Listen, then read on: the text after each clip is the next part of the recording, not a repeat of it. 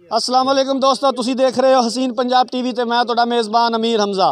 दोस्तों सब तो पहले अपने चैनल नूं करो सबसक्राइब ते नाल ही लगे बैल आइकन नूं दबाओ ताकि साडी हर आने वाली नई वीडियो तुहाडे तक बासानी पहुँच सके और तुसी वो वीडियो देखो सब तो पहले।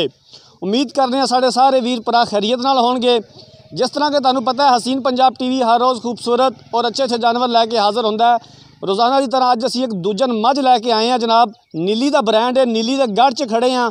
ये मालक कोलों भी पूछांगे भी इस जगह का की नाम है, कित्थे खड़े हाँ। मझ दिखाओ कैमरामैन साहब, उस तो बाद करांगे सारियां गल्लां मालक दे नाल। अखां च कुकरे ने, बल्ला मत्था है, छोटा छोटा सिंग लग्या होया है, कन्नां विच पशम है, जिसम पूरे उपर पशम में, बाकी हर चीज़ कैमरे की नज़र है। कैमरामैन साहब तसल्ली दे नाल मझ दिखाओ।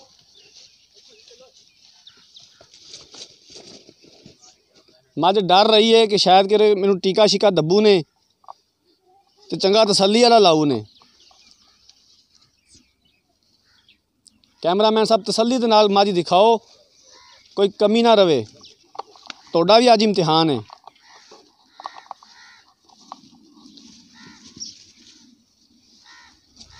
मझ नूं असीं जावां दे जिधर उत्थे बन लै भावें जाके।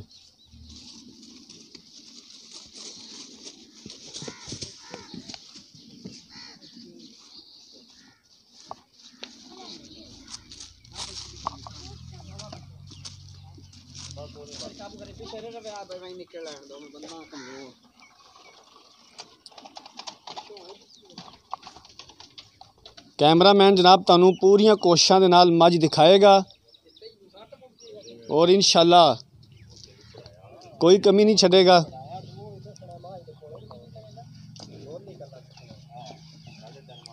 अक्सर जिहड़े जानवर हुंदे ने वो कैमरे नूं वेख के ते जिहड़ी साडी स्टिक लगी हुंदी है कैमरे दे नाल उहनूं देख के डर जांदे ने, क्योंकि स्टिक लम्मी हुंदी है। वो समझदे ने भी टीका शीका बड़ा कुछ चंगा तगड़ा सानूं दब्बू ने। थन देख रहे हो, मुठ भर थन लग्या होया, सोहणियां विरलां ने थनां दे विच। तसल्ली दे नाल कैमरामैन साहब दिखाओ मझ।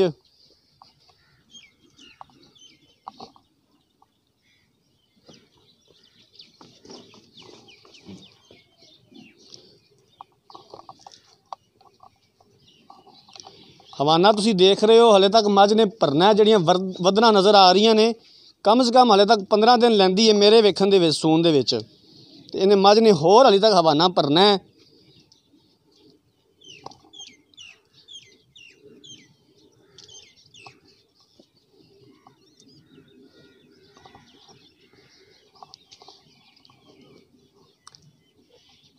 बिल्कुल छोटा छोटा सिंग लग्या होया है।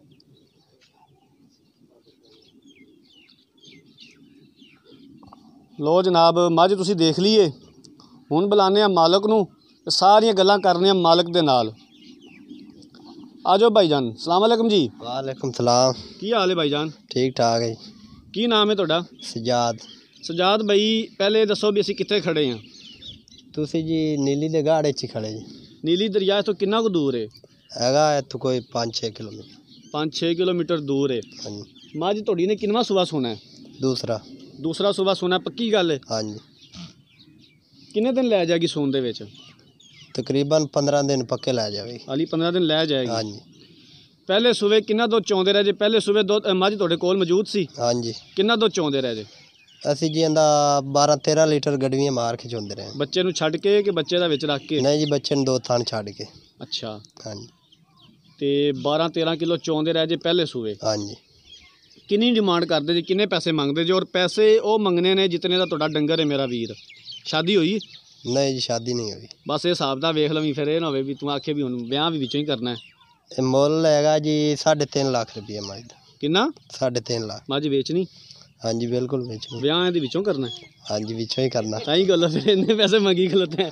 3.5 मेरा वीर, गल कोई बंदी जोड़दी कर, कोई मुनासब जा दस जिंदे विच तेरा डंगर सेल होवे। अगर तो सेल करना है तो अगर तो सानू सद्दे एवें मशहूरी वास्ते तो मेरा भाई असीं फिर उत्थे लिख देंगे वीडियो उत्ते।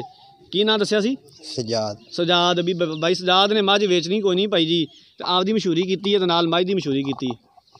फाइनल जे पैसे दसो किन्ने दी मझ वेचनी? तुहानू को 10 छड़ देंगे जी। सानू 10 छड़ दोगे? हाँ जी। तो जे आखिए भी 10 थोड़ा तो फिर ਹੋਰ ਕੋਈ ਪਿਆਰ ਮੁਹੱਬਤ ਥੋੜੀ ਬਹੁਤੀ ਕਰ ਲਾਂਗੇ। ਇਹੀ ਤਾਂ ਮੈਂ ਕਹਿ ਰਿਹਾ ਕਿ ਸਾਨੂੰ ਇੱਕ ਗੱਲ ਕਰੋ, ਫਾਈਨਲ ਗੱਲ ਕਰੋ, ਕਿੰਨੇ ਦਾ ਡੰਗਰ ਵੇਚਣਾ ਹੈ, ਸਾਡੀ ਸਮਝ ਵਿੱਚ ਵੀ ਆ ਜਾਵੇ ਤੇ ਜਿਹੜੇ ਭਾਈ ਵੇਖ ਰਹੇ ਨੇ ਉਹਨਾਂ ਦੀ ਸਮਝ ਵਿੱਚ ਵੀ ਆ ਜਾਵੇ। ਫਾਈਨਲ ਜੀ ਗੱਲ ਕਰੋ, ਕਿੰਨੇ ਦਾ ਡੰਗਰ ਤੁਸੀਂ ਵੇਚਣਾ ਹੈ? ਇੱਕ ਗੱਲ ਹੀ ਕਰਨੇ ਆ ਜੀ, ਹੁਣ ਫਾਈਨਲ ਉਸ ਤੋਂ ਥੱਲੇ ਨਹੀਂ ਹੋਣਾ। ਕਿੰਨੀ? 3,20,000 रुपये। ਇਹ 3 ਲੱਖ ਵਾਲਾ ਗੇੜਾ ਟੁੱਟਦਾ ਨਹੀਂ? नहीं। ਅੱਛਾ, हाँ जी। 3,20? हाँ जी। ਇਸ ਦੇ ਅੱਗੇ ਕੋਈ ਹੋਰ ਮਜ਼ੀਦ ਪਿਆਰ ਮੁਹੱਬਤ? कोई नहीं और।